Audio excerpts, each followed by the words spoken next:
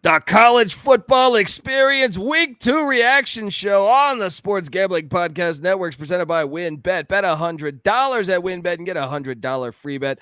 Head over to sportsgamblingpodcast.com/WynnBET. That's sportsgamblingpodcast.com/WYNNBET to claim your free bet today.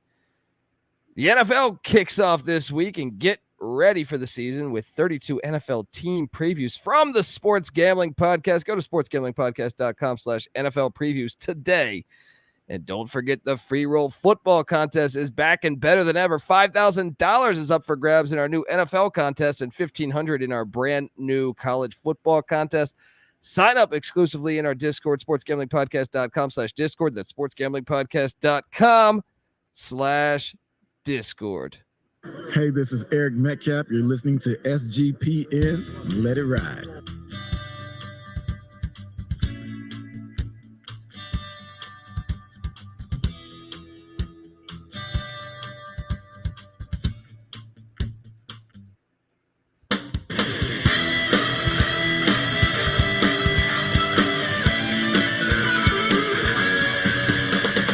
Yes, yes, yes. Welcome to the college football experience week 2 reaction show. And I will be your contestant today behind this. No, I'm still in Vegas. If you're wondering who the hell you're listening to, my name is Colby Swinging Database Dan, a.k.a. Pick Dundee. That's not a pick. This is a pick. He was raised in the land down under, where a man thinks on his feet, speaks with his fists, and lives by his wits. When Dundee happened, he was a superstar. Oh man, I couldn't find the smoke and drink clip. Let's go. I've been in Vegas a long fucking time. You've been doing all the smoking and drinking you can handle. Oh man, let's be honest. Man, I've been in Vegas a long time. I did the morning show, and I hope you cashed in on some of those bets because your boy was on fire today. And shout out, hopefully you listened to the pregame show. Mark Wahlberg dropped by. Yeah. Hello. Shout out to that. But this guy, he's better than Mark Wahlberg. He's got your good vibrations for you. Give it up for former JMU Duke defensive back, the burrito eating, sideline kiss stealing, wheeling and dealing, Patty C in the place to be. Hi. Well, is that good vibrations or feel the vibration? I feel like good vibrations. Beach Boys, where do you go? Wahlberg or Beach Boys? Who you taking? Well, I would say Wahlberg or Beach Boys would lose against college football week 2. And I mentioned this. I mentioned this. Entertainment value either way, for sure.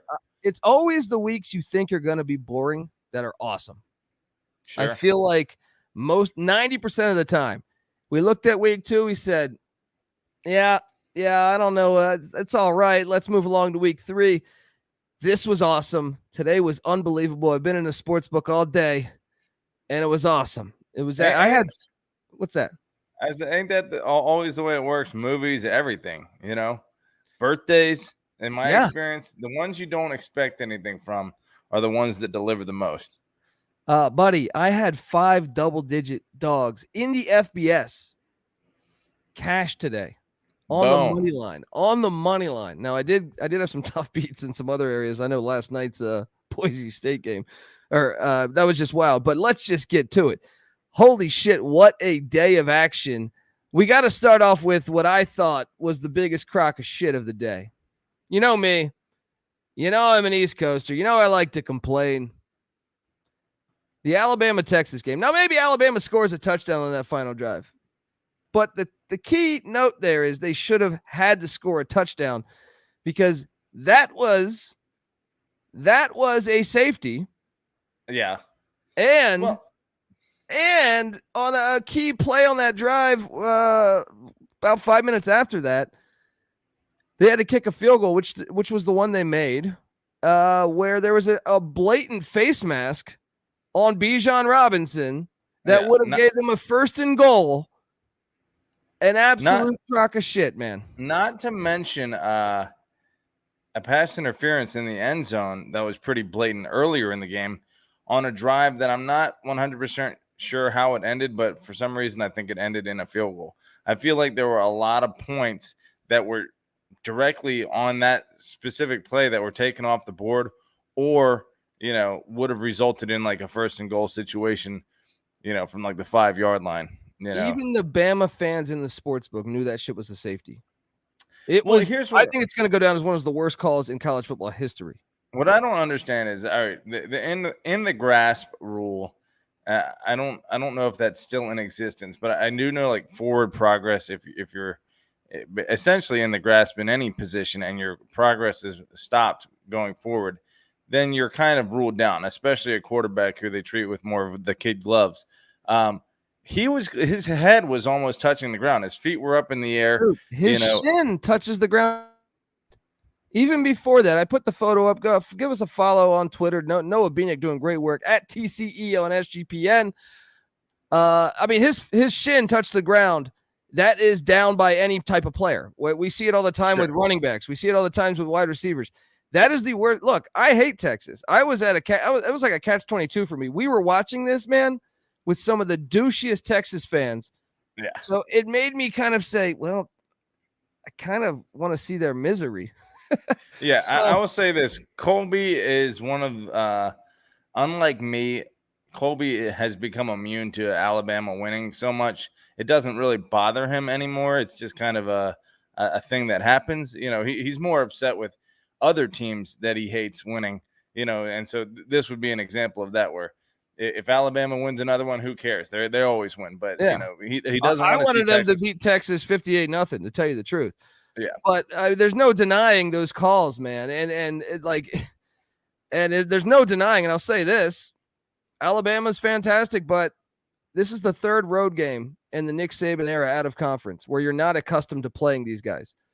The others were Penn State on probation and Duke. Okay, this is the first road game in the whole Saban era, non-conference, against a team that has a reasonable level of talent or isn't on probation. So it's kind of unbelievable that he's been there since 2007. So this is like 15 years now, and this is the first time we've seen this situation play out. It does make you wonder what would have happened if Alabama or any college football team that doesn't play, tough road non-conference games had to play them. You wonder if things would be a lot different. Oh, I guarantee you that. It's like Calipari with Kentucky. He's notorious for not playing away games, and he's even out. And I totally believe they're on the same side of that with football. But what look! I knew Alabama was going to come down to kick a field goal, and Bryce Young made an unbelievable play. Dude, I think two on the plays corner they went like 40 yards. It's so obnoxious. Like, all right, Texas, you're going to hold them to 13 points for 58.5 minutes, and then boom, they just as soon as they need to. I don't want to say like the safety should have been there and then a potential touchdown. Well, here's the other thing about that safety play. I don't quite really understand the rule on this, so maybe I'm wrong, but I know there was a a running back somewhere in the area, but he was still basically, under pressure where it would have otherwise been a sack, and he threw the ball behind the line of scrimmage and it didn't get there. And so it doesn't even matter because he's down, dude. There's like, you look at the photo, he is 100% down. It does not matter if it's intentional grounding. Well, I didn't see that replay, but either way, like the more angles that this could be a safety that they clearly missed, it makes they should be fired. They should be fired. If I'm a Texas fan, I am absolutely irate because that would have been the biggest win since your national championship win in Los Angeles with Vince Young. Absolutely ridiculous. Like, I would be irate. They should be fired. Those refs should at least be suspended for being that bad. Missing that Bijan Robinson face mask where they ended up having to kick a field goal. That's terrible. A critical point in the third quarter. How you call that in the first place a roughing the passer when he's still in the process of throwing the ball and there's no helmet-to-helmet contact. There's barely any contact. Like, it was terrible. They need to be suspended. Shout out to the chat. Everyone's going along in the chat. It's a wild day. We got a lot of stuff to get to. Shout out to Shout out to Dryden in the chat. I just met up with him. He's an Oregon State Beaver fan, and what an ending that was. There's so much to talk about, man. There really is so much to talk about. I think this is why college football is the greatest sport on the planet, man. This was unbelievable day. It just was nonstop. I mean, I was just in the sportsbook 5 minutes ago watching BYU and those games. We're gonna get to that, but just fucking chaos all day, and it's fucking fantastic. Wake Forest rolls Vandy. Actually, let's just talk. Let's go chronologically here. On the bigger storylines, Appalachian State and the Sun Belt, Patty C. I think we need to do a solid 20 minutes on the Sun Belt because it is here.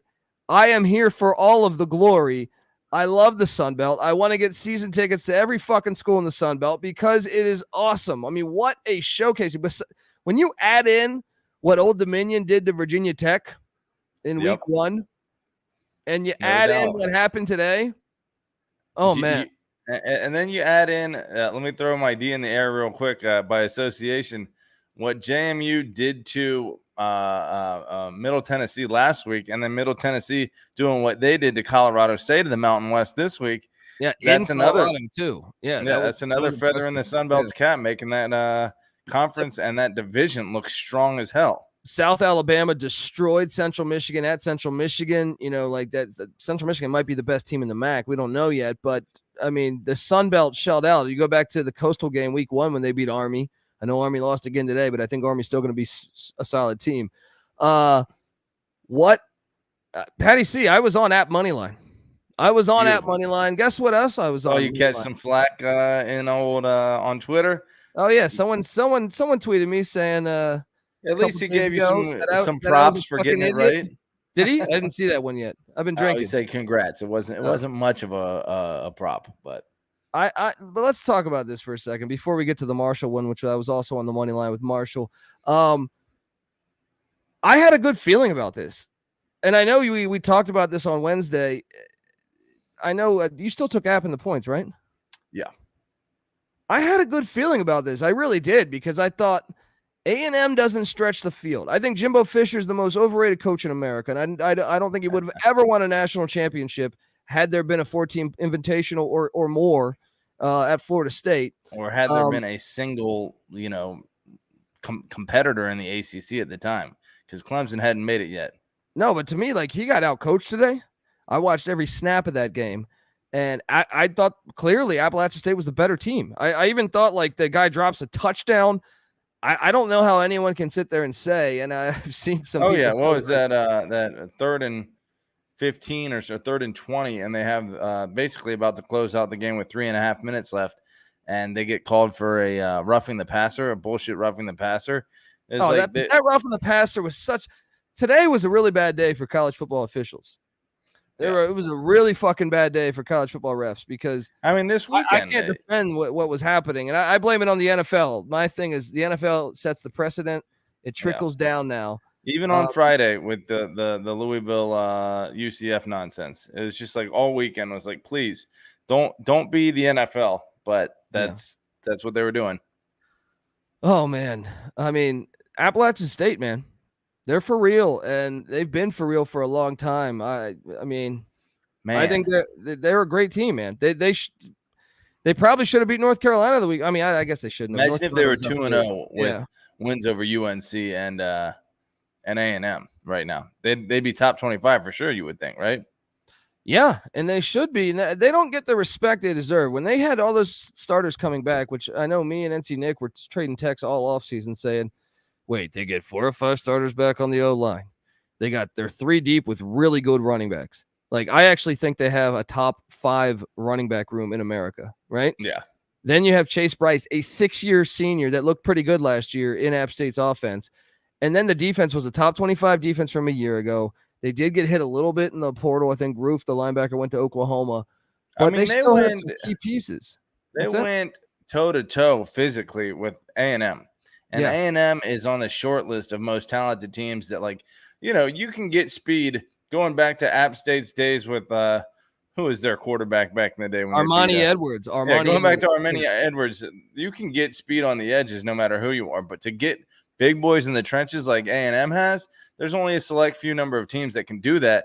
And the fact that App State was able to stand up to those dudes and basically shut them down for the most part, that makes that team pretty damn legit.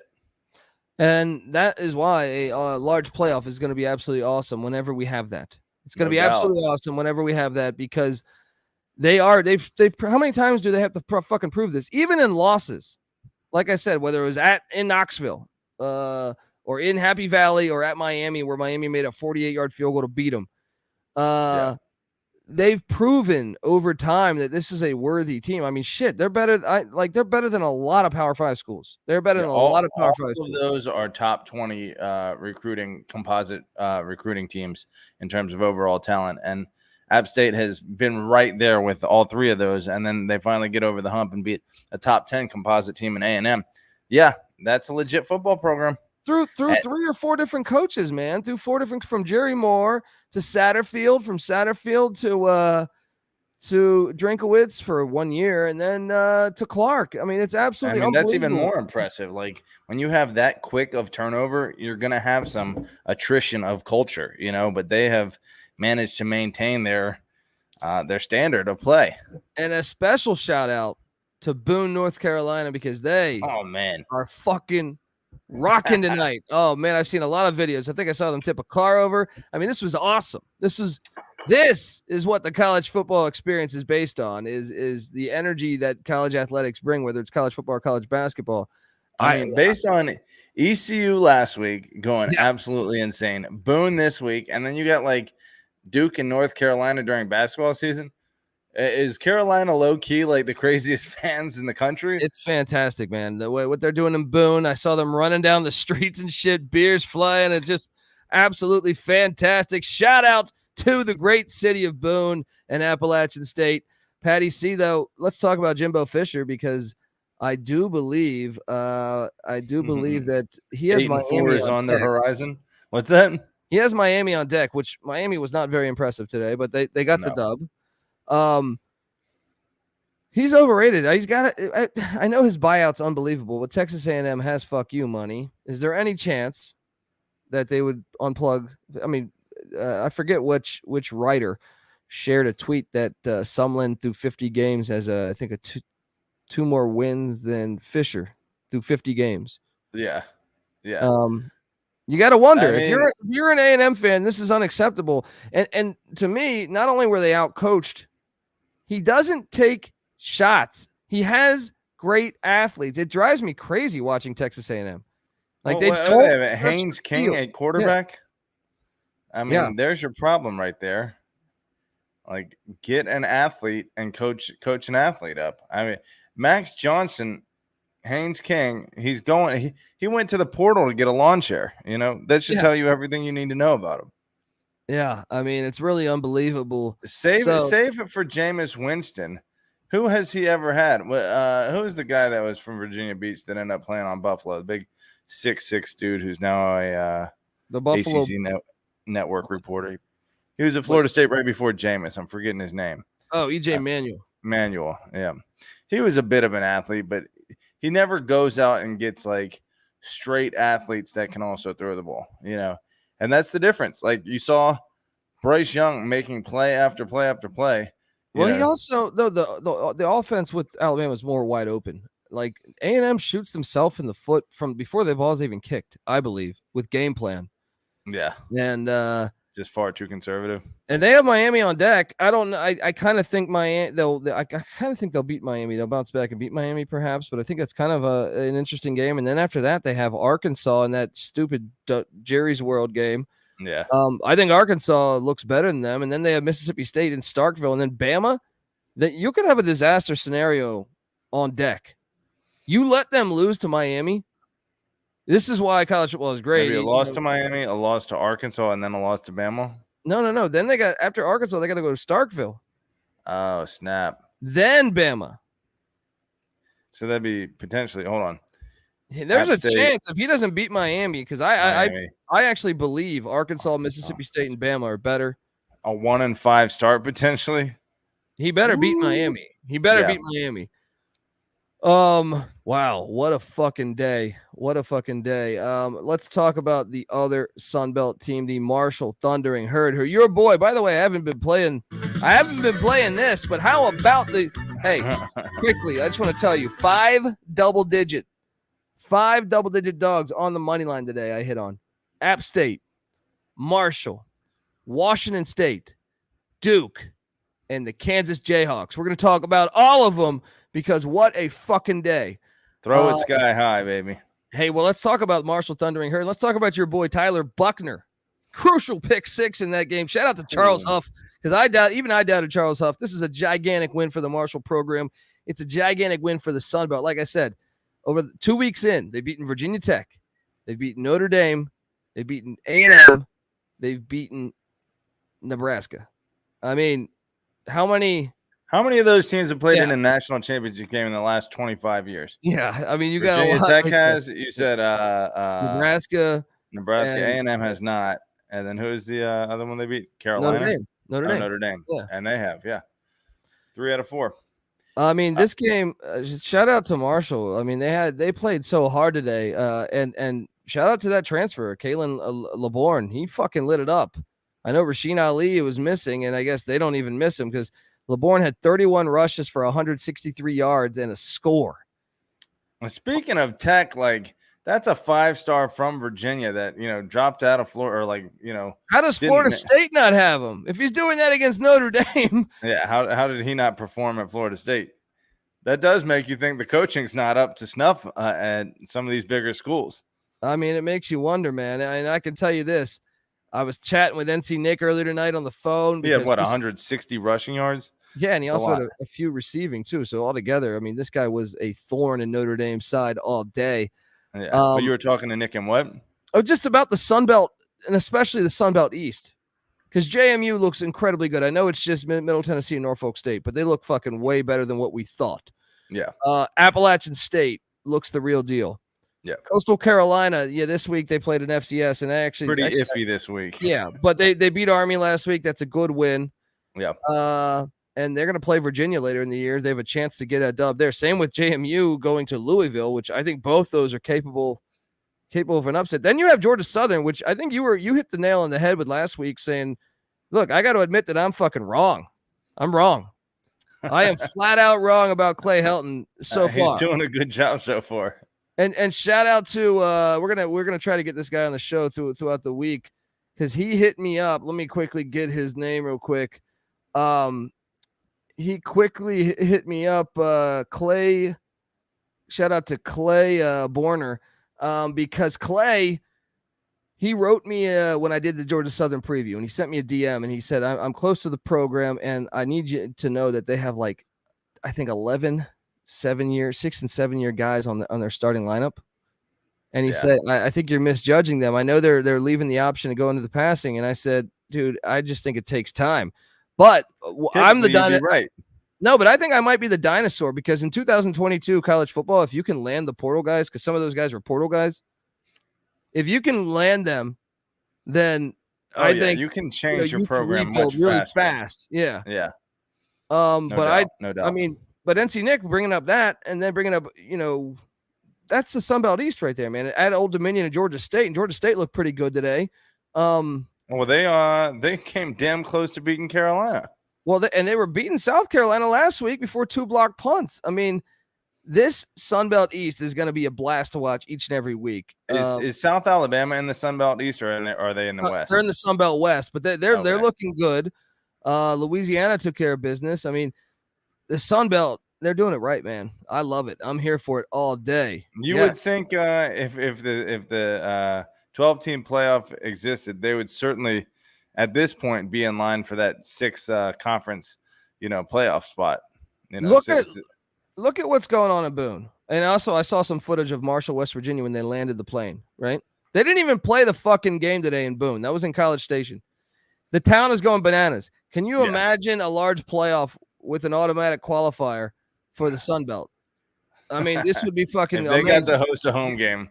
It would be absolutely amazing, man. Yeah. But what do you make of Marshall, man? What do you make of Notre Dame? Talk to me. Let's talk about Marcus Freeman. First Notre Dame coach ever to start out 0-3. I know that's kind of an asterisk there because the bowl game with Oklahoma State. Didn't realize that stat was the case. I think it's a little bit of an early panic at this point when your first two games are a team that nearly made the playoff last year and a team that did make the playoff last year. Ohio State won the Rose Bowl last year. They didn't make the playoff, but they easily could have. And then Marshall, that is the big upset right there. But I think Marshall's been good for the past few years. This was a hiccup. It's been a good program for like 25 years, man. They need to get the quarterback play and the offense going. And as talented as Buckner is with his legs, 2 interceptions, no touchdowns today. I don't know that he's the long-term answer. I think obviously he's the answer for this year. Drew Pine didn't do a whole lot better, 3 of 6 for a touchdown and an interception. But I think they're just going to be limited this year, and they got to get a more dynamic and more polished quarterback passing wise. If I don't know what Tommy Rees's offense can work if it's if they have a good quarterback play. Let me ask you this: Notre Dame's got Cal on deck. I know Cal's 2-0, but they haven't looked great, but they haven't looked horrible. Is that a game they might lose? They better be careful. I mean, we thought they didn't cover against UNLV today, did they, Cal? No. They actually, it drove me crazy. I had a wager on that, and Cal was in inside the 30 against UNLV a lot of times without getting points, whether it was fumbles or missed field goals. It was a very frustrating bet. That said, is that going to happen every game? Probably not. So if they're better than that score indicates, then yeah, Notre Dame definitely needs to be careful, because 0-3 for Marcus Freeman, and all of a sudden that honeymoon's already over. Yeah, well, he is 0-3, but yes, 0-3 in year one. Yeah, would be very interesting. I mean, Marshall, shout out to this is fucking just so fantastic, going up there to South Bend, getting the dub. They're gonna remember that their whole life. That is why college football is fucking incredible. The other one, Patty C. And like I said, I'm going back to the conversation that I was clearly a fucking idiot, because I was seriously impressed. Now, I know Nebraska's defense is dog shit, right? But they gave up 647 yards or something. Let me pull it up. He sucks. To Georgia Southern. And Georgia Southern goes on the road in Lincoln and gets the win. Shout out to Clay Helton. I mean, I watched this whole game. This was a fantastic. Georgia Southern was a better team. If you watch that game, they were the better team. I'm going to tell you what, I missed God's eye. I didn't have the sports book at my disposal, so I had to be clicking around. So I caught bits and pieces of that game, but I was mainly following the scoreboard. But surprised that, Nebraska, it wasn't like they gave up a big lead. They were essentially playing from behind most of the time, it seemed like. Nebraska only had 575 total yards. Georgia Southern had 642. I mean, 575 is not a terrible offensive performance. No, I know that, but I'm just saying that flat out. And that's what's, I think, revealing too. I mean, yes, the Old Dominion Virginia Tech win week 1, you can kind of say if they play again, I don't know, but I still think that'll be a tough game. Yeah. Whereas I really believe App State was the better team. I really believe Marshall was the better team, and I really believe on this today, they were just flat out better than all three. Well, when you're giving up 45 points, it's not a freaking accident. And you're putting up over 600 yards. You didn't fluke into that. They whooped Nebraska's ass on the offensive side of the ball. Kyle Van Treese, the Buffalo transfer, what a fucking game. 2 for 409 yards.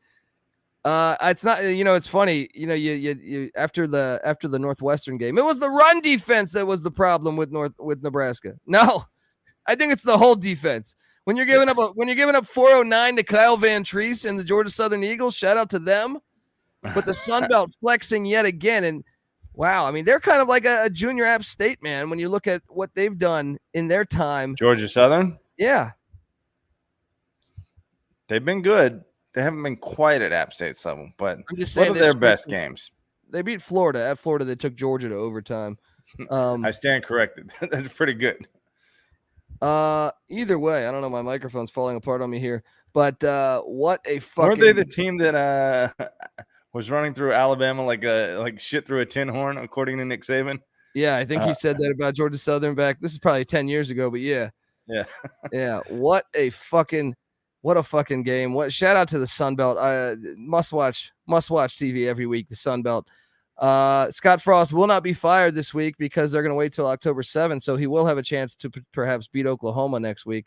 True. I mean, talk about something that could just be a stay of execution for him. You know, if he could start winning with the win over Oklahoma and keep it going through October 7th or whatever the date is, then if he can win out from here, maybe they let him keep coaching.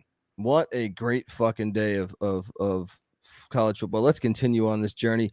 Sam Hartman, he came back. They looked the part. I cashed this in for a second. I had to sweat the back door for a second, but I got Wake Forest. Took you to the land. Down under there. Hope you cashed in. I was on fire today, folks. Yes, I lost like Bama. I locked up some games I lost, but with my money line plays and some of the locks, it definitely did really well. Arkansas State covered against Ohio State. What was the spread on that weight game? Well, it depends when. It depends when because early you got it at what, like 10 or something?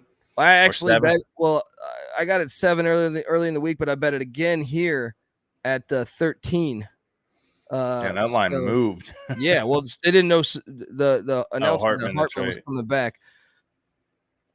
Arkansas State took care of Ohio State. I'm sorry, Ohio State took care of Arkansas State 45-12, but it still wasn't super impressive.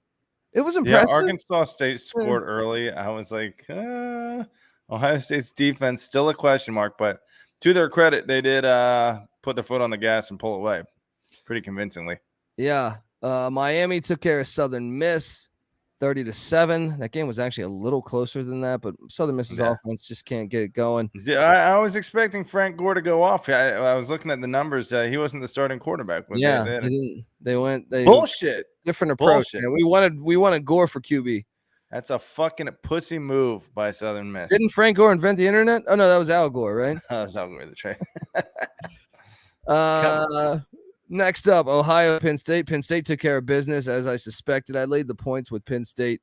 I don't know that we really need to talk about that one that much, right? Well, Penn State covered or they did not? What was the spread on that? They covered 46-10. The spread was 28. They got it done in Happy Valley. North Carolina, Georgia State. Patty C, is North Carolina gonna we have? I watched Clemson. I watched Clemson's offense against Furman today. They should be very worried. Clemson fans. Yes, your defense is still. The ACC sucks. The ACC fucking sucks.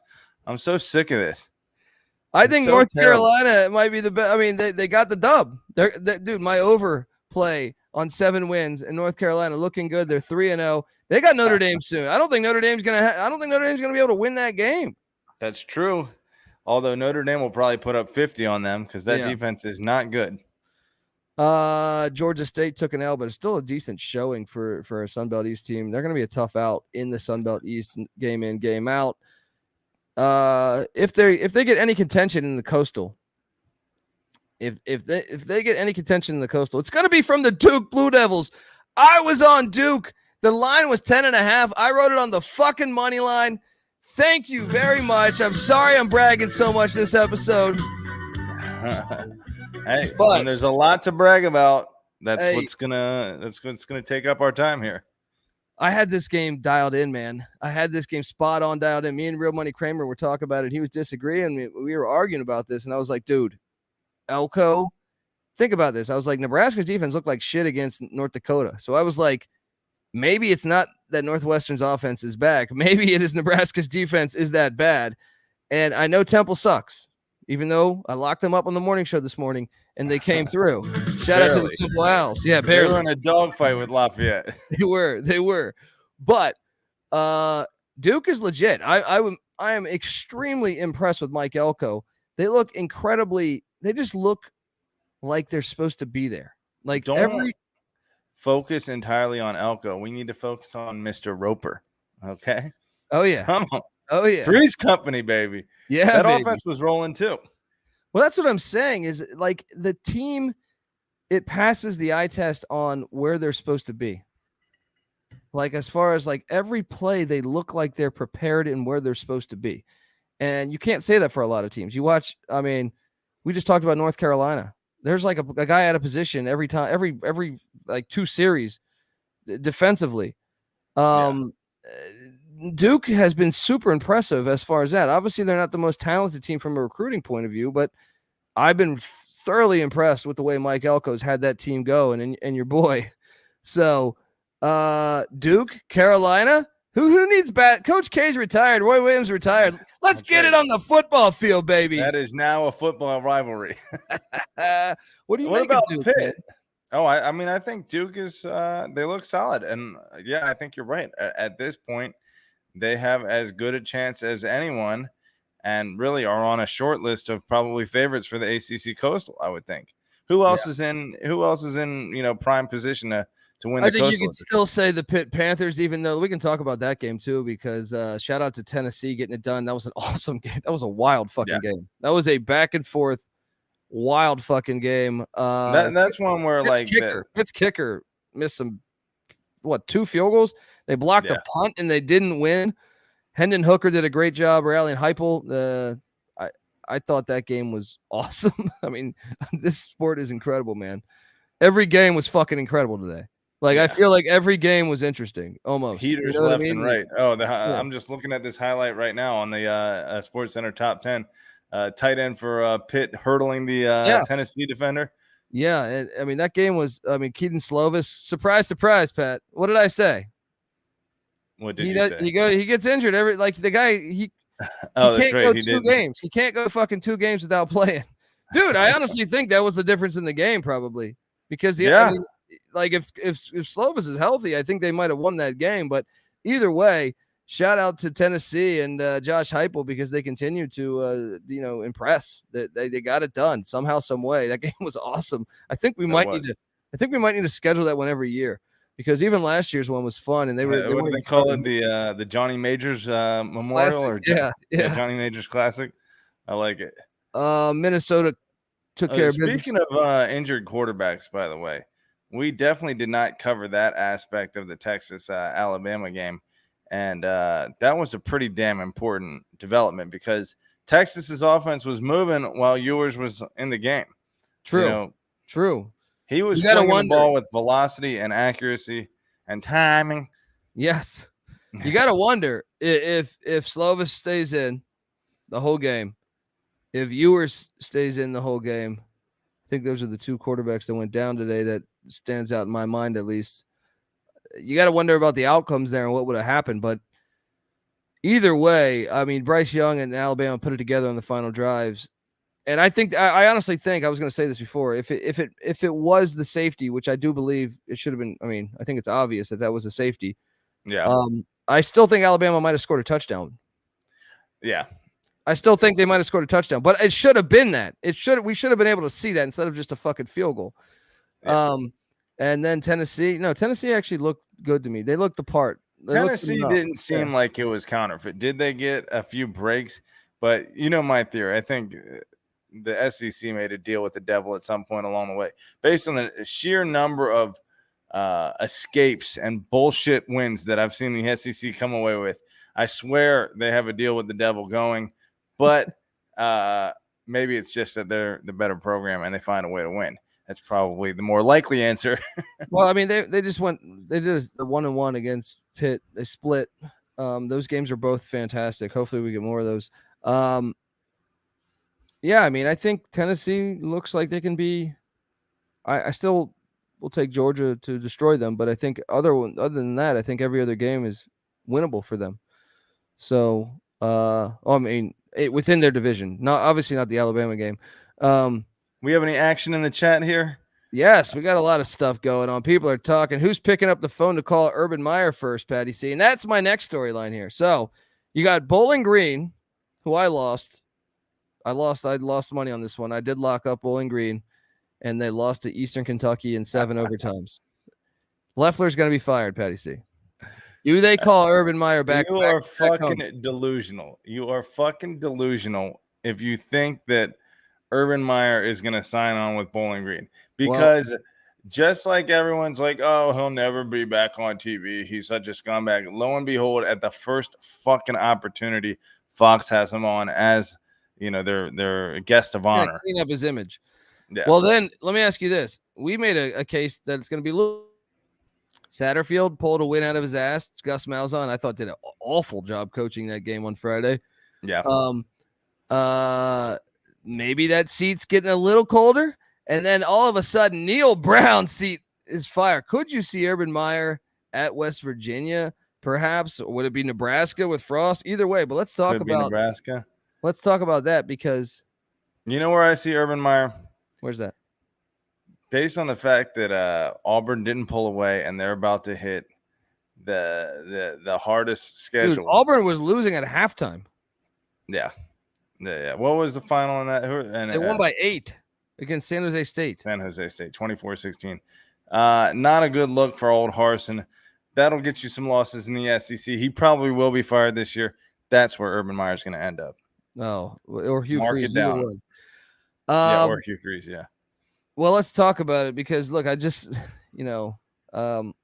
West Virginia is going to do something. I know I was getting some messages that they should go back and get Rich Rod. Regardless, can we give it up? Can we talk a little Kansas Jayhawk football for a second? I'm already fucking pissed that I didn't ride your guys' coattails for that season over. Dude, I think they're going to beat Houston next week. They very well could. I think they can. Sus. I think they can. And then after that, you realize it sets up a matchup in Lawrence. If they beat Houston, which, who knows? Yeah. But it sets up a matchup in Lawrence against the Duke Blue Devils, Kansas Duke. I want to see a national championship, Kansas Duke in football. Duke Carolina rivalry is now a football rivalry. I want to see Duke Kansas. That is the last thing I want to see. Can you imagine how obnoxious those fan bases would be? But let's talk about my boy, because this year you didn't have the courage, buddy. You didn't have the courage to join me on it. I did not. Why? I don't know, man. 2.5. I thought, they only got to 2 last year. Let's temper our expectations here. You were so bullish on them, and I thought, this is all bluster coming out of Colby, but I'll be damned if you weren't fucking exactly right. Like, they are on fire to start the season. Well, not only that,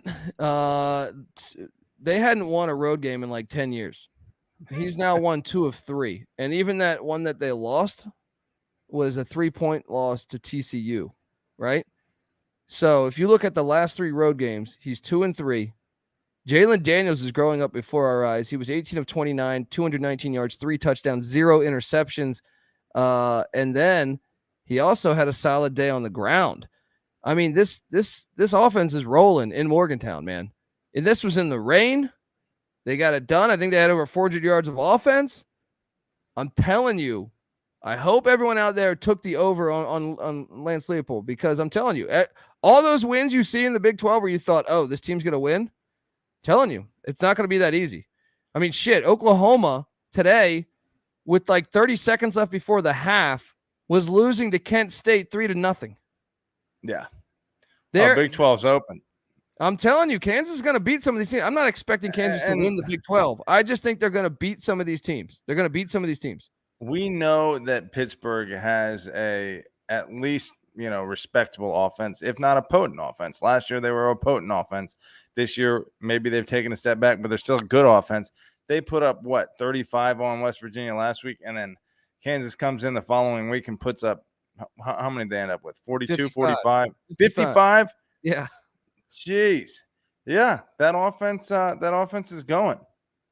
Hey, I'm telling you, man, watch out. They go to Houston next week. And I watched Houston today, and that Houston-Texas Tech game was awesome. There were so many great games today, man. There were so many fucking great games today. I mean, Houston could easily beat Kansas as well, but I just think I look at this team, and I feel very good about my bowl projections, because I think they could beat Houston. Honestly, I'm pulling up the schedule right now. Houston and Duke are on deck, and both those teams are respectable right now. But I think they're capable of beating both of them. Man. And then after that, they're home. By the way, they're home to Duke. That's in Lawrence. Then after that, it's Iowa State and TCU. I don't feel like that's a for sure loss to any of those. I feel like they could. I'm not gonna. In all likelihood, they're going to get at least one loss in that stretch, but 5-1 out the gates. No, I'm not even saying that. I'm just saying, like, I think they can beat any of those teams. Yeah. I don't think it's like this should be a 21 Well, point at this dog. point, I would expect them to beat Duke at home. I would. Who'd you say the other one was? Right next on the schedule. Next week they're at Houston. I'd say that's a coin flip. Yeah, I mean Houston will probably be like a 3 or 4 point favorite, I would imagine, right? Yeah. Then you have the home game against Duke. Then you're home to Iowa State. You're home to TCU. Those are all winnable games. Iowa State at home. Yeah, and TCU at home. Man, 6-0 not off the table, dude. I told you they were going to go bowling. I said they were going to go bowling this year. Everyone, I got laughed off a fucking show because I said they could go bowling. Now I know I'm not there yet, so I can't milk it yet. But I'm telling you, watch out. This offense is flying. The pass defense still needs some tweaking, but it's better than last year, and it's getting better. I feel like with every week. So you're in good position to flaunt this. So let's hope they keep it up. Shout out to my Jayhawks. Other games that happened: Arkansas took care of business against South Carolina. I still have concerns about South Carolina. I still have concerns. They had 2 block punts to get Georgia State. I don't know if they got those block punts. You have concerns about South Carolina. What do you expect of them? Well, I just thought they would have a better showing today. I really did. I thought this game would be a little closer. They were pretty respectable against Arkansas. I mean, preseason, you got motherfuckers preseason saying Arkansas is a top 10 team, which I don't buy. But actually, after Cincinnati today, maybe Arkansas is, they might be. Dude, I'm really impressed with Raheem Sanders. That running back's a fucking beast. Yeah, I don't know. I mean, this is pulled pork Pittman getting it done. 2-0, beat Cincinnati, beat South Carolina. That's a great 2 first wins. I would actually say, though, that I was pleasantly surprised with South Carolina's performance today. I thought this could easily be a 24 point game. I'm on the opposite side of that, man. I watched that game and I was just like, this team's not that good, but I don't know. Which team's not that good? Arkansas or South Carolina. Well, that's what I'm saying you're on the opposite side in terms of, but coming into the game, what would you expect the score to be? Well, I took South Carolina +9, so that should tell you what I thought of them. Well, I think then that says that you have a way different expectation of than what I had, at least. I was under the impression if everyone's saying Arkansas is a fucking top 10 team, South Carolina is like a 6-6 team coming in with a bunch of shitty losses last year. That game should be like 17, 20 points. But South Carolina, homeboy Rattler put up some decent numbers. He did. But yeah, they definitely have a way to go. Yeah, a ways to go. Yeah. Sure. Yeah. UTSA took care of Army in overtime. I'm telling you, today was fucking insane. Army had a 14-point lead, I think, in the 4th quarter and lost in overtime. Yeah, well, that's I'll give you that. Between you and Nick, locking the UTSA season over at what, 8.5? Yeah. You probably hit it today, and you guys probably deserve to have hit it, because between last week being up by 14 in the 4th quarter and this week being down by 14 in the 4th quarter, it's a wash in terms of like the luck going their way or against them. So 1-1 in that stretch, and then the next 10 games, I bet they win 9. Probably they'll lose to Texas next week. Are you sure about that? Because what a great spot to catch them. That's true. Letdown City. Did you see what Utah State did after playing Alabama? I saw it, but I forgot what happened. They lost, I believe, the score was like 38. Oh, they got killed, right? Weber State and FCS. Yeah. That record against teams playing Bama the next week, that shit, there's merit. There's merit there. Well, there's merit there, but talk about throwing a fucking monkey wrench in our lock. We're expecting Utah State to be the team that won the Mountain West last year, and here they come out. Oh, did you lock Utah State? Against no. I'm just saying I locked Alabama, to beat Texas. Oh, yeah. Because I'm like, all right, they fucking whipped the reigning Mountain West champ by 55 to open the season. Alabama's Alabama again, and I didn't know what to expect. I just thought Texas, whatever. And then Alabama, it turns out beating Utah State doesn't mean anything because fucking FCS destroyed them. So we'll see what Alabama is. Alabama's got some questions. They do. I got some tweets saying they don't look like Saban's best team ever to me. And that's true. That's very true. I mentioned South Alabama. Nice win at Central Michigan. How about the Missouri Tigers getting the ass beat, getting that ass beat in Manhattan? It makes me happy. Dude, K-State, baby. How about K-State? Beautiful. By the way, Adrian Martinez, 9 of 20 for 101 yards passing. Terrell Furman is a fucking genius. Let's give it up. But wait, I want to pull up Martinez does suck. I want to pull up the rushing stats because I think he did all right. Did he go off? Let me see here. I think he did all right because I know he had a rushing touchdown in that game. I don't know. I don't know if you can find it. If someone could find it, let me know. But K-State doing what K-State does. I called this shit. I mean, I know I sound like I'm an arrogant fuck on this episode. He had 13 rushes, 52 yards, and a touchdown. They didn't need it though because K-State played K-State ball. They had a punt return for a touchdown. I specifically talked about this game on the show with Terrell, and I was like, dude, K-State's always good defensively and special teams. Especially when you come to the Little Apple in Manhattan, Kansas, like that's a really hard team to beat, in my opinion. They fucked up Missouri, and Eli Drinkowitz should be on the hot seat coming soon because this team looks like shit. Missouri looks like shit. They had a decent start. I thought they were going to be okay, but Kansas State just 3/4 of the game just crushed them. And even final that score, 40 they got to 12. It was really 40-6. They scored on the final play of the game. Missouri did. So, yeah, just an ass whooping. K-State's that's gonna be fun. The Big 12 is gonna be a lot of fun. Like I said, Temple, I locked up. You could thank me later. That cashed. Maryland, that cashed. I told you that was my top lock. Charlotte's the worst fucking team. Charlotte's fucking terrible. They should fire Will Healy. Maybe Urban Meyer's the next Charlotte head coach, Patty C. We should start worrying about Navy. I was wrong on this one. I took Navy. Memphis beat the shit out of Navy, 37-13. Nia Montalolo has lost his touch. As long as you beat Army, you're good. All right? As long as you beat Army, you're good. That's true. If you are freaking 1-11 and your only win is Army, that still goes a little bit, but I think they're going to have higher expectations. 37-13. Youch. And how about the Buffs? They suck. And they do suck. They should fire Carl Durrell. They should fire the athletic director, in my opinion. They should be on the phone right now. Colorado should be on the phone right now with Troy Calhoun, Deion Sanders, Bronco Mendenhall, and Chris Peterson. He'd be a good fit too. You're Call right. all four of those right now. Yeah. All four of those right now. And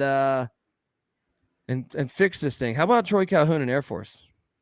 Dude, how bad did I pussy out? On our episode at 17.5, we all went Air Force.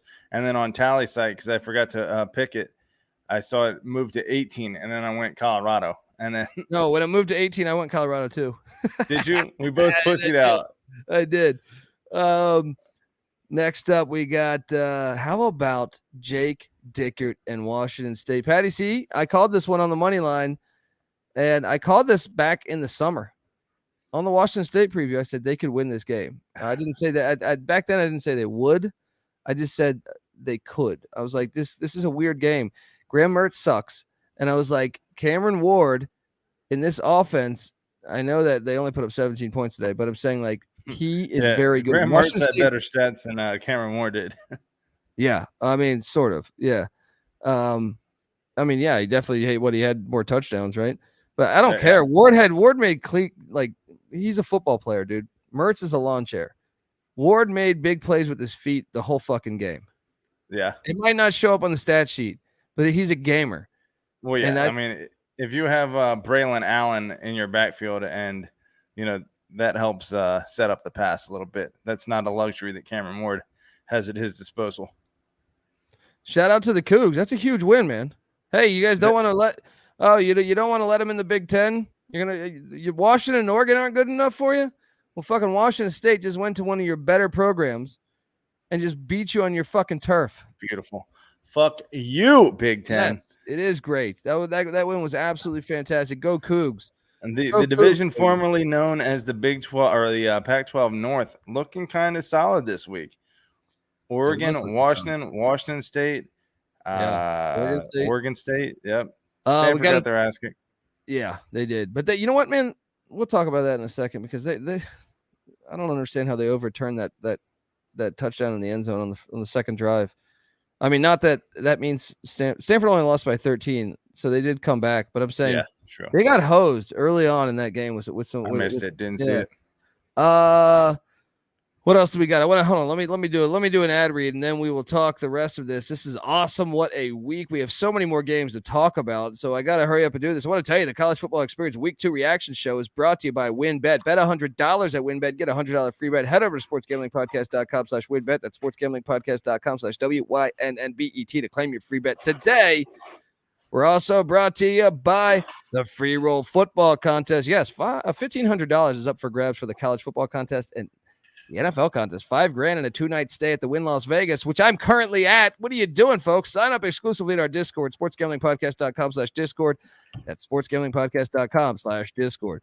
We're also brought to you by the Elias Sports Bureau. Football fans, the NFL season is here, and as week 1 kicks off, you want to get your stuff together. Get everything in line, your fantasy team, your bets, and you're going to need to check out Elias Game Plan app because they will give you the best information to at those areas.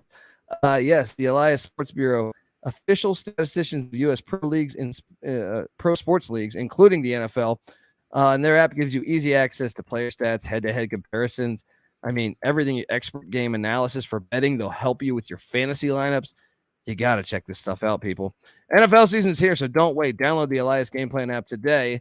And look, right now, I have a special offer for you. You get a 14-day free trial off your monthly subscription plan, essentially. So what are you doing, folks? Get in. Use the promo code SGPN. Find the Elias Game Plan sports betting app in the App Store or Google Play Store today. And once again, use the promo code SGPN. We're also brought to you by Fubo TV. If you watch football, you need Fubo TV. Fubo TV gives you complete coverage of college and pro football with NFL Red Zone plus games in 4K at no extra charge. There's over 100 channels of live sports entertainment for a fraction of the price of cable. And plus, there's no contract. There's no commitment. You can cancel it at any time. So right now, try Fubo TV for free for 7 days and get 15% off your first month. Just go to FuboTV.com/SGP. That's FUBOTV.com/SGP. All right, Patty C, we are back. So James Madison rolled, but they're taking on Norfolk State. I mean, let's talk about, this is the first time I've ever seen a game have a running clock or no, when they go to a 10-minute fourth quarter. We basically slaughter ruled a fucking college football team. Let's talk about that a little bit. Very impressive. You know, between Middle Tennessee and Norfolk State, we're outscoring opponents. I want to say 113, maybe 110, somewhere in there to 14 so far this year. Fuck you, FBS. We're coming for that ass. The next matchup, App State. App State. We get a bye. Yeah. Yikes. Get your shit together. Let's go. Michigan State took care of Akron. Akron's really bad. Really bad. They lost. They got goose egged by Michigan State 52-0. Well, maybe it's time that you come around on old Midnight Mel and give a little credit where it's due. Really? Because Akron needed overtime to beat St. Francis the week before. Well, 52-0. Well, yeah, that's true. I mean, what did Michigan State do the week before though? They did not. Oh no, they backdoored. They backdoored that cover against Western Michigan. So okay, so we'll see. We'll see next week. Still out. They go to Washington next week, and Washington beat Portland State 52-6 today. Georgia only beat Samford 33-0. Petty C. Concerns? You know, I think Kirby Smart took a page from the book of Nick Saban and took the foot off the gas and did it with a little bit of class there. Yeah. As much as we like to say Nick Saban is evil, he is pretty damn classy when it comes to, you know, pulling back. You know, 30-0 at halftime, and you only put up 3 in the second half. I don't think that was, you know, by accident. Yeah. Eastern Kentucky. Shout out to the FCS today. Big showing. Eastern Kentucky wins 7 overtimes against Bowling Green. Leffler's gone. He's got to be gone with that loss. Let's talk Cyhawk. I was on this. You know who was on the money line on Iowa State? Did you take them? I did, buddy. Me and NC Nick locked them up. So Dundee. welcome to the land down under. I told you this was going to be the year. No one was talking about Matt Campbell. And my win total, by the way, over for Iowa State, looking better and better because we were factoring that in as a loss. Shout out to the Cyclones. That game was awesome. 10-7. It was in the rain. It's the way football is. What was the number? 6.5 for Iowa State? No, Iowa State was getting 3.5 or 4. No, I mean for the win total. 6.5. Yeah. Yeah. And they're what's the record now? Are they 2-0? They're 2-0. They have Ohio on deck coming to Athens, and then they enter conference play after that. Yeah. So more of a question mark at that point. But so far, so good. Beating Yeah. Iowa, a nice start. Yeah, buddy. They needed that. So Iowa's 1-1, and they have 14 points to show for it, right? Gotta love it. I mean, the rain didn't help, but Spencer Petras is the dictionary definition of a lawn chair. So bad in the final drive there. And it's just like you knew they never had a chance. Every single player is just like, nope, they're not driving the field. And they got bailed out by a penalty, so they actually ended up getting close, but it was complete horseshit. Yeah, it was that game was hilarious though. It was a very hilarious game. Houston, Texas Tech was wins in overtime with their backup quarterback against Houston. Houston's played 2 overtime games, just like UTSA. 2 weeks, 2 overtime games. Holgerson, I rode the under on Houston. We'll still see. They got an interesting matchup next week against the Kansas Jayhawks. They are fortunate that they don't draw Cincinnati or UCF out of the AAC. So I think their schedule still makes it possible for them to get that. True. Middle Tennessee took care of Colorado State. Rick Stockstill. Don't fire him yet. The guy's a winner. All right. He's going to figure it out. They whooped their ass too. Colorado State added some points late to make that thing look a little more respectable. Yeah. What's up with your Wahoos? They got absolutely skunked. They suck. That offensive line sucks. And you were right about Tony Elliott's play calling. I mean, I didn't get to watch the whole game, but I watched, a decent amount of it. And it looked like they were just trying to 50-50 ball it every time. I plastered that all over Twitter. But it's just like, hey, it's not working. You don't just throw it out to the perimeter and hope. I know you got some guys out there, but like draw something up. It's not fucking working. And Robert and I is gone, and Syracuse is 2-0. Yeah, rolling. I remember some people hating on me. It's early. Let's wait on Syracuse. But Purdue rolled against Indiana State. Wyoming beat Northern Colorado. Wyoming's 2-1 now. Watch out. Craig Bull can do the most with nothing. Doing a good job there. UCLA beat Alabama State. Alabama State covered. Patty C. Incarnate Word took down Nevada by 14. Let's go, Lindsey Scott. You called that one. Gotta give you credit there. I knew Nevada had fool's gold when I ran through that stat sheet, and I was like, wait, how the fuck did they win last week? So shout out FCS getting it done. Not only Incarnate Word, Patty C, but Holy Cross 2 years in a row now. They beat UConn at UConn by double digits last year. Now they go to Buffalo in the MAC and they win. Did you see this ending?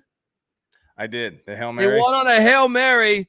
Holy shit, today was the greatest fucking day. It was a great day when you get all these overtime games, all these close games, all these crazy games, and then you even have a Hail Mary from Matt Saluka, the quarterback of Holy Cross, the Crusaders. Shout out to Matt Saluka and the Crusaders. Where is Holy Cross located? In Boston, I believe, right? Oh, my gosh. Please let that team become FBS. Yes. Talk about bringing Northeast football back. The number of fucking Catholics for the Holy Cross Crusaders in Boston that will gravitate toward that program. Let's go, Crusaders. Let's move it up. What else happened? Coastal Carolina actually kind of looked a little shaky. They got the dub against Gardner-Webb, but only by 4. Liberty, UAB. Patty C, your boy, and your win total is looking better and better. Liberty pulled it out against Southern Miss in week 1 in overtime, and now they beat UAB. Nick's giving me a hard time. Yeah. They're going to beat UAB. You're damn right they're going to beat UAB. Mm-hmm. Liberty is going to hit that over. I mean, that's a huge win on that because that was like a 50-50 one for me. And I was like, I don't know. That's a gigantic win. They're 2-0. Hugh Freeze and the Liberty Flames continue to roll. They need to get in the Sun Belt. Liberty? Yeah, they should. Liberty and ECU need to go Sun Belt. Yes. That'd be and UTSA. Beautiful. I want to see UTSA, Texas State as a rivalry. What do they have, 12 now? They could add a few more. There we go. What else do we got? Patty C. Old Dominion. They late. So Virginia Tech used to schedule East Carolina, and then East Carolina beat Virginia Tech so many times they stopped scheduling them, and they replaced them with Old Dominion. The only problem is Old Dominion started to beat Virginia Tech. But this is a good sample here we see, because Old Dominion beat Virginia Tech last week, and then they head into Greenville, where they got the tar kicked out of them.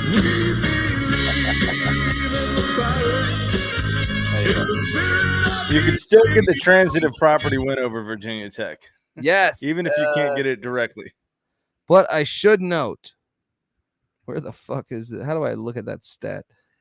I believe ECU still missed 2 extra points. I think that's the case. Yes. They had 2 blocked. Mike Houston, are you trying to be Scott Frost this year with their special teams? Are you fucking trying to? But hey, we got to win. We took down the Sun Belt. What up, Sun Belt? Huge win. Give my boy Mike Houston some credit. By 18, buddy. They don't want that. Nicely done. Okay, come into Greenville and do that shit. Ole Miss steamrolled Central Arkansas. Tulsa beat Northern Illinois. This game was highly entertaining. Highly entertaining. Tulsa got it done. Shout out to the AAC. They needed that one as they hung on in a barn burner. Georgia Tech beat Western Carolina, but they didn't cover. This was actually kind of a closer game than probably. Talk about one of the least entertaining games I can probably imagine. What was it, like 28-14 from a lot of that game? Eastern Michigan did not cover for me against Louisiana. This was one of my. What was the spread on that? They were pretty damn close, weren't they? Dude, they were up 14-0 at halftime, and they lost 49-21. Fucking brutal. But I did lock up La Tech -5 as they steamrolled Stephen F. Austin. Let's go, baby. We don't need to talk about that. Alabama. Noah Bieniek. How do you say Noah's last name? Bieniek. Yeah. Noah Bieniek is saying J.J. McCarthy, new starting quarterback from Michigan. Thoughts on that? Well, it's going to be tough against UConn. Fuck Michigan and their scheduling, man. I watched 10 seconds of that Hawaii game, and I said, this should have been UCLA. Can you imagine adding that game to the slate on today's slate? Yeah, it would have been so much better. I mean, I love Jim Harbaugh. I like Jim Harbaugh. I'm a fan, but at the same time, like, such a bitch move. Schedule that out of conference schedule, man. Yeah, I think McCarthy's going to light it up because UConn lost Taquan Roberson, but even if they had Taquan Roberson, they would have fucked up UConn anyway because they're not there yet. But they do look better than before. So I mean, I think McCarthy is better than McNamara. So yeah, at this point, that's the way it looks. Yeah. Kentucky, Patty C. I told you. Bravo. Nicely done. I'm telling you today, man, this season so far, I'm coming out swinging. That one was not conclusive till very late, but Kentucky got it done. You know what was conclusive? Me and NC Nick were talking about this one. I was very glad to see that Mark Stoops, because Kyle Whittingham failed me a little bit, and I love Kyle Whittingham. Yeah, but Florida was basically beating him on like 1 or 2 plays with a run pass, like a rollout with AR-15, right? Yeah, pretty tough to stop. Yeah, but I just said like put a spy on him and then or blitz that side, or not even that side, but just be more aggressive on that play. Like that was, they were running that repetitively, I thought, in that game. Yeah. Well, he came back to life, or back to earth, I should say, in this one. He was 14 of 35, 143 and 2 picks. Yeah. That's not that great. There was another game where including a pick 6. Including a pick 6? Yeah. You're our early preseason or a few weeks ago conversation about is AR-15 good or not. There's a feather in your cap for that one because those aren't great numbers. And I think he's gonna be very good, but like to me, Kyle Whittingham should have made some adjustments, I thought, and put more pressure on him to just feel uncomfortable. And I didn't think they did a good job of doing that. Stoops did. Shout out to Kentucky doing this without Chris Rodriguez Jr. That's like the Louisville UCF game Friday night. They made the adjustment on Plumlee. He's not a polished like passer that can read defenses yet, and all of a sudden that offense, came to a grinding halt. And I guess Stoops did the same thing, and Whittingham didn't, which is strange because Whittingham is probably the most qualified of all of those dudes defensively speaking. I agree. Are we at all concerned that Oklahoma only scored 33 points against Kent State's defense? Probably should be a little concerned about Oklahoma, yes. But again, I don't think we should have super high expectations. But the good news is they have Nebraska on deck, and their defense can't stop anything. That's true. They'll probably look great next week. But for Big 12 play, a little bit concerning, definitely. Yeah. The Airport got their ass whooped at Texas State. I was on the right side of that one. I was on the wrong side. I took UMass plus like 30 or 29 or something. Toledo whooped UMass's ass. North Texas handled Texas Southern. Arizona State, Patty C. Lost. Man, this was a terrible. If you bet Arizona State, you had to be hating life because this was like a 24-17 game. I feel like with like 10 minutes left, and the final score was 34-17, including a very late touchdown that would really ruin you with if you had the points. What was the spread on that one? I think 12, if memory serves me correct. Brutal. So that's tough sledding there, but nice win for Dundee and OK State. And then you have LSU destroyed Southern. Tell me you saw that fan video. Yeah, that's fucking awesome. It's amazing. This dude is high on some shit. Yeah, for check out, folks.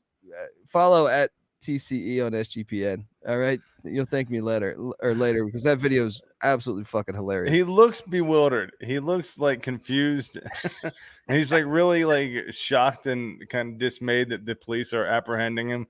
He's like, "What are you doing?"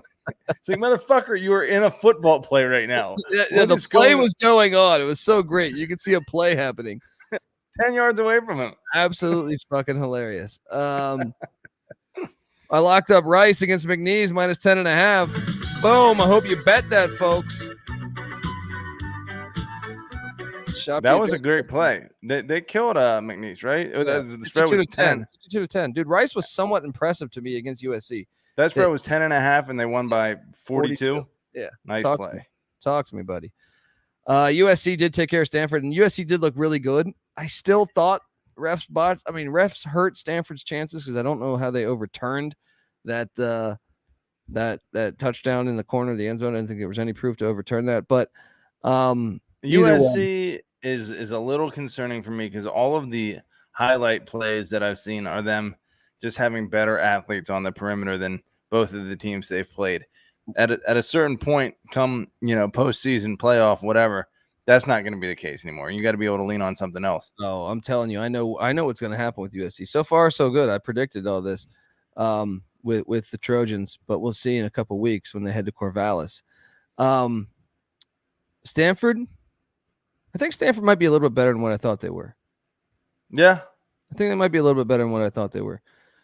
Lane Elliott in the chat says Tulane covered easily versus Alcorn. Let's give Michael Pratt credit for having a very handsome performance today.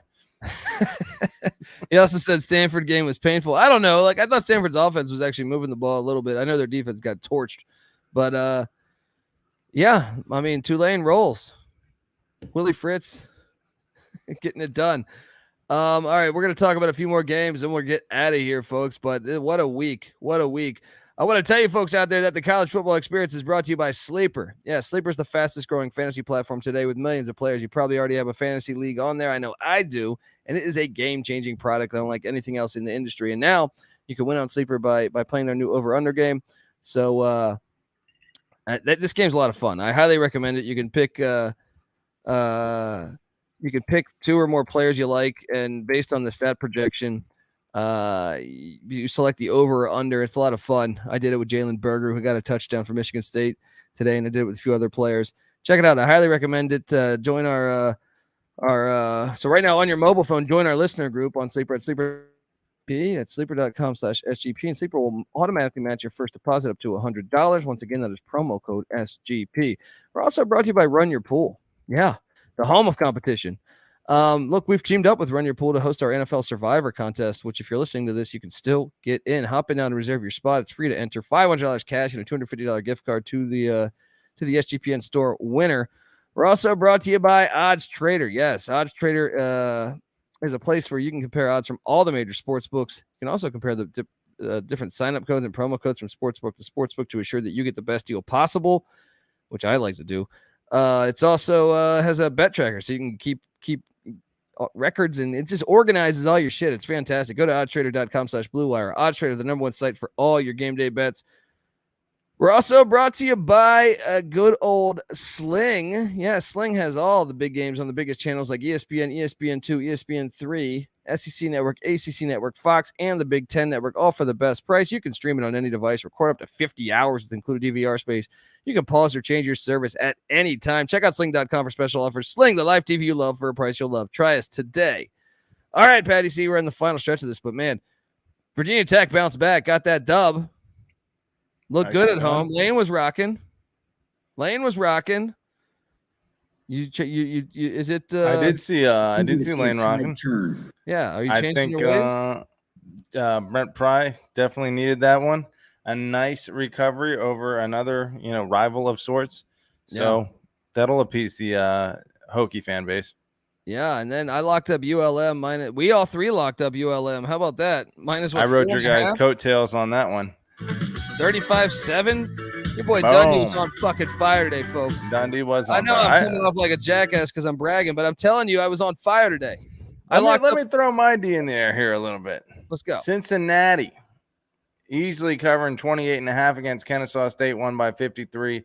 What was another huge spread that Minnesota, I want to say won by about 53 or so with a 37-point spread. And you know who I actually took? Thinking that it was going to rain harder today with this hurricane off the coast of Mexico. Didn't actually rain, but I still took Alabama State to cover against UCLA and locked it. And boom, that one hit too. Boom. Well, you know what I locked? I locked Oregon minus 21 against Eastern Washington. They won by 56. Boom. And I gave that one to my guy, Magic Man Blanco, for his birthday. Hopefully he cashed that one. Battle of I-10 happened. New Mexico State and UTEP. UTEP wins by 7. Patty C. New Mexico State covers for us. Starting to worry still about my. This was a game. I thought I could get the dub here. 7-point loss. I see signs of improvement. The most unreasonable amount of love for Jerry Kill of any human being alive. You may be right there. This might be a Lance Leopold play in the end. Give it some time. We'll see. Yeah. Baylor BYU is absolutely batshit crazy. BYU missed like 30 fucking kicks. They're so lucky they won this fucking game. But at the humongous friggin' win though, dude. Yeah, so huge win. Shit was crazy in Provo. Jaron Hall is a fucking beast. Shout out to BYU getting it done. What do you make of that win? I think Jaron Hall needs to take off and run more often.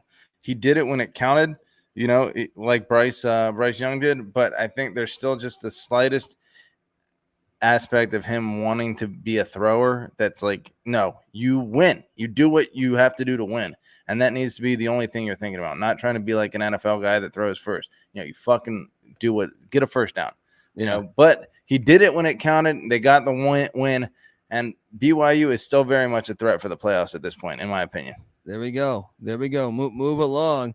Yeah. Is Oregon a letdown spot for BYU? Perhaps. They got to go to Eugene. That's going to be an interesting one. Mississippi State. Shout out to Nick. He locked this one and he cashed. I was on the wrong side. I took the points in 12? Arizona left a lot of points, like a lot of field goals. They kept going for fourth downs. Now, Mississippi State was the clear-cut better team. But and you're right. Delora is impressive. Yeah, I'm telling you, they're going to beat some. They're going to be beating some teams in the Pac-12. But shout out to NC Nick and shout out to Coach Leach, friend of the program, for getting it done. Patty C, I'm going to close the show with this. My Beavers, my fucking Beavers. That's a new song I'm going to sing. Where's my clip? Where's my clip? Nice Beaver. Who locked this one though? The end of this game was fucking hilarious. Yeah. Oregon State took the lead with like 2 minutes left. Then Jake Haener drives all the way down the field, scores with like a minute left, right? Oregon State drives all the way down to the 1 yard line, but there's only 3 seconds left. Go for it. No, he goes to kick a field goal, but Tedford tries to ice the kicker. Smith gets pissed off. Actually, it was from the 3. It wasn't from the 1. It was from the 3. Smith gets pissed off, takes his kicking unit off the field, brings his offense back out. He has going for this fucking win. Oh, and he got it on like a. Would they have tied it with the field goal? Yeah, it would have went to overtime with the field goal. He went for the win, and he got it. Talk about your all-time backfire. Yeah, absolutely hilarious game watching in the sports book. Oregon State wins 35-32. All these games are fucking fantastic today. I love this fucking sport, and I love you folks out there for listening. Patty C, what was who gets the game ball here? Who gets the game ball? Like, is it App State? Is it just the Sun Belt? Is that too obvious? No, give it to them. Give it to App State and give it to the Sun Belt. Yeah, the Sun Belt, absolutely impressive performances today. The first time in the history since the inception of the AP poll in 1936 that Notre Dame, Nebraska, and A&M all lost on the same day, and it was all at the hands of the same fucking little old Sun Belt conference. And fuck you, preseason polls are putting Notre Dame at number 5. All right? Yeah. They look like they'll be lucky to be 6-6 this year the way they look. All right. All right, folks, subscribe to the college. I'm in Vegas. I want to fucking go. I got to get out of here. You know what I mean? Like, I'm tired. I want to get some sleep. All right, folks, this is the College Football Experience Week 2 reaction show. Appreciate you tuning in. Subscribe on YouTube at youtube.com/the college experience. Also, and wherever you listen to podcasts at, check out the College Football Experience. Also, check out the College Basketball Experience as we're doing team previews there. Season tips November 6th. Check out the Sports Gambling Podcast. And hop in the Discord channel and talk some college ball with us, folks. It's a lot of fun. sportsgamblingpodcast.com/Discord. The College Football Experience is on Twitter at TCE on SGPN. I'm on Twitter at TheColbyD. Patty C is on Twitter at PattyC831. NC Nick's on Twitter at NC_NICK. We are the College Football Experience. Folks, have a great one. All right. This is the College Football Experience. You better start thinking about yours. And we out of here. Thank you. Well, that's a great way to get started. And I haven't even plugged all my games yet. It's a great night to be a Tiger. I'm here with my family, and we are so excited. What the fuck did I do wrong? Check that door for heat, Tim. Sometimes it may be good, sometimes it may be shit. This is Mike Leach, head football coach at Mississippi State, and you're listening to SGPN. Let it ride.